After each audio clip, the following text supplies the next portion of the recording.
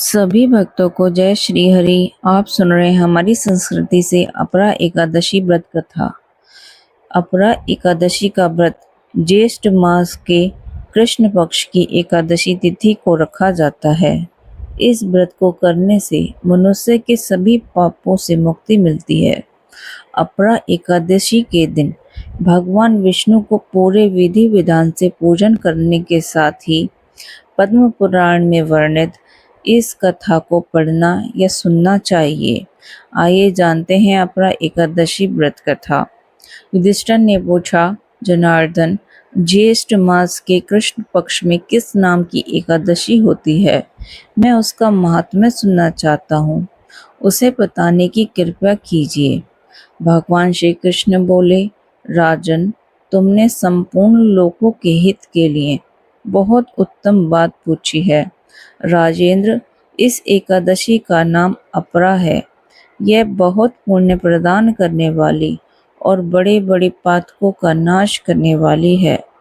ब्रह्म हत्या से दबा हुआ, गोत्र की हत्या करने वाला, गर्भस्थ बालक को मारने वाला, पर निंदक तथा पर स्त्री लंपट पुरुष भी अपरा एकादशी के सेवन से निश्चय ही पाप रहित हो जाता है। जो झूठी गवाही देता है, माप तोल में धोखा देता है, बिना जाने ही नक्षत्रों की गणना करता है और कूटनीति से आयुर्वेद का ज्ञाता बनकर वैद्य का काम करता है, ये सब नरक में निवास करने वाले प्राणी हैं। परंतु अपरा एकादशी के सेवन से ये भी पाप रहित हो जाते हैं। यदि वह क्षत्रिय छात्र धर्म का परित्याग करके युद्ध से भागता है तो वह क्षत्रियोचित धर्म से भ्रष्ट होने के कारण घोर नरक में पड़ता है।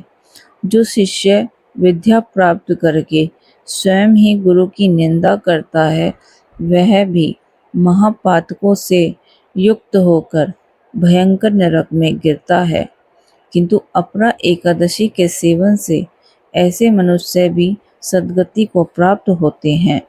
माघ में जब सूर्य मकर राशि पर स्थित हो, उस समय प्रयाग में स्नान करने वाले मनुष्य को जो पुण्य प्राप्त होता है, काशी में शिवरात्रि व्रत करने से जो पुण्य प्राप्त होता है, गया में पिंडदान करके पितरों को तृप्ति प्रदान करने वाला पुरुष जिस पुण्य का भागी होता है, बृहस्पति के सिंह राशि पर स्थित होने पर गोदावरी में स्नान करने वाला मानव जिस फल को प्राप्त करता है, बद्रिका आश्रम की यात्रा के समय भगवान केदार के दर्शन से तथा बद्री तीर्थ के सेवन से जो पुण्य फल उपलब्ध होता है, वह सूर्य ग्रहण के समय कुरुक्षेत्र में दक्षिणा सहित यज्ञ करके हाथी, घोड़ा और सुवर्ण दान करने से जिस फल की प्राप्ति होती है,